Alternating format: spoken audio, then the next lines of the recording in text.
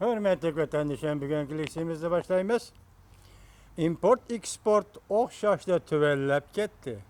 G'arb lageri Jungo iqtisodini qo'rishovga elishni boshladi mavzuli xabar 8-oyning 9-kuni Vanvi torbitida e'lon qilindi. Xabar mundaq boshlandi.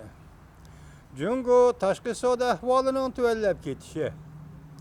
3-faslga qadam qo'ygandimi, yaxshilikqa o'zgarish alomati ko'rilmadi. 7-oyda import-eksport o'xshashda 8% tuvallab ketdi.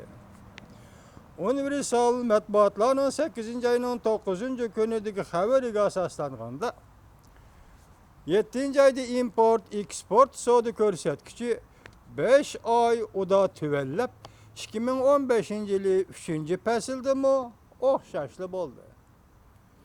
Import statistikasi ko'rsatdiki, Jungoning ichki qismida iqtisodning tuvallab ketishidan paydo bo'lgan besim bilan o'xshashli bir vaqtda chet ellarning Jungo tovarlariga talab ehtiyojimi umidlik bo'lmadi. Ko'ngildagidek bo'lmadi. Ba'zida Beijing olimlari mundaq ko'rsatdi. Eksport nacharlashdi. Chet elning tovar talabi ojizlab ketdi. Xalq pulining kursi o'rlab, shirkatlarning rasmiy sarfiyoti o'rlab ketdi.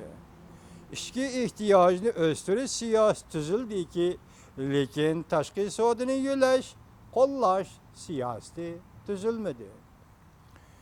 Taktik bo'ldi. Navbatda eksport kuchi ojizlab ketdi.